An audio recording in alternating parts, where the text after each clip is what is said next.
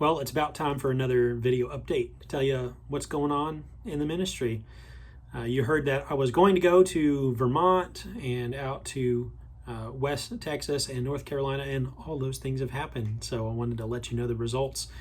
In Vermont, we drove all over the state. So me and a couple of my coworkers, we drove from the north to the south, and then we did training retreats for an upcoming partnership in 3 different cities, south to north.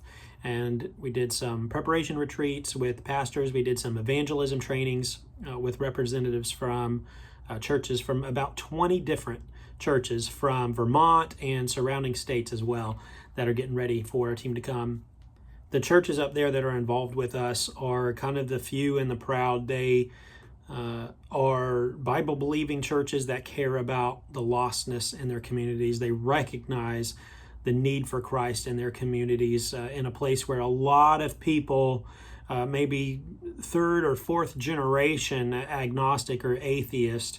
And so rather than it being a post-Christian environment like a lot of the United States, these guys say that it's actually pre-Christian, because a lot of the people that they encounter have no biblical knowledge at all, and it's a very dark place. A lot of people are into mysticism, occult practices, new agey stuff, and so it's a real challenge because of that kind of spiritism, because of their worldview, to break through with the gospel. So they just lead with love and building relationships and strategic prayer, which is what we're all about at IC. So that's a great partnership, kind of an unlikely partnership to work with churches in New England. It's such a hard place with hard soil, but we're really excited because they're just inviting their friends, and more churches are coming on as this thing develops. So that's pretty cool. And they're preparing for a team to come in October, which you can join.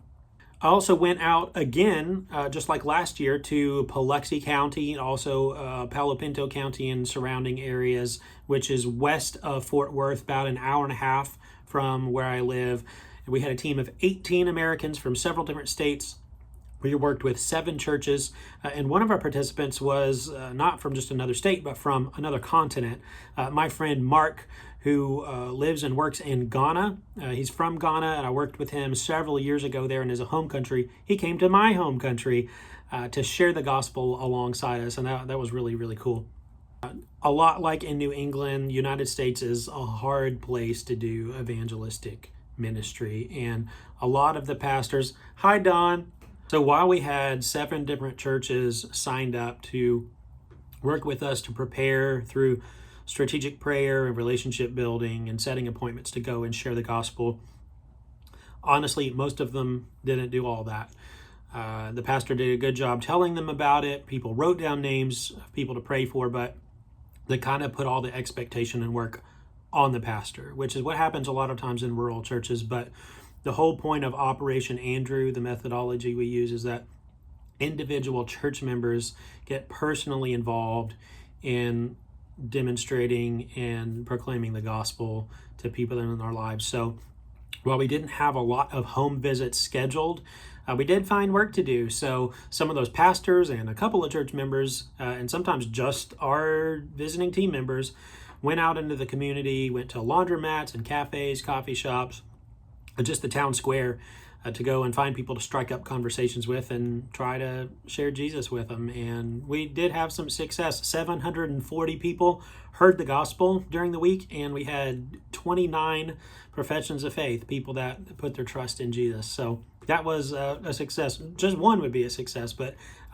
we were pretty happy with that result. And one of the best parts of that trip was that I got to go with my father-in-law. So my father-in-law came on this trip with me, and we partnered together through the week. And so that was quite an adventure and a really good bonding time. My last recent trip was to Winston-Salem, North Carolina, where we go every year to do a fundraising dinner and just spend some fellowship time and tell stories with some of our staff members there who work primarily in Asia. And so we also had one of our partners, one of our local coordinators from Asia, come and hang out with us and speak at the event. And it was just mind-blowing to hear his stories and to learn about his dedication to the Lord and his bravery in such a hard place. Next up is CrossTraining. So our church does kind of a hybrid sports and skills camp with VBS, and it's always just such a blast. And this year, our whole family is involved in it. So most of us are volunteering, and the younger ones get to be a part of it as visitors, as campers. And so we're really excited. Training starts tonight, and then we'll do that next week. This is one of the biggest evangelistic events that our church does locally.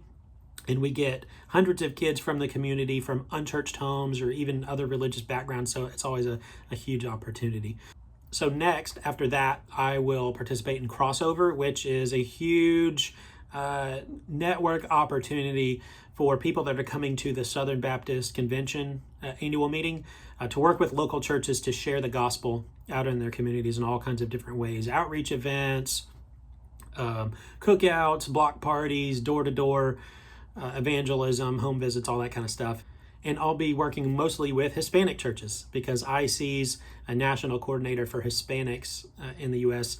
has coordinated a partnership with a bunch of churches. And so I'll be going to work with one of those to practice my Spanish and share the gospel. So that'll be exciting. And then the following week, I'll meet a bunch of friends from previous eras of ministry at the convention. So that should be fun. And of course, I'm still recruiting a team to go with me to a country in the Arabian Gulf again. Had a great experience last year. It was really exciting, kind of pioneering work. And the area where we're going is considered by many to be the safest city in the world. So don't let security concerns put you off. This will be a really cool one. So please ask me about it if you're even the least bit curious.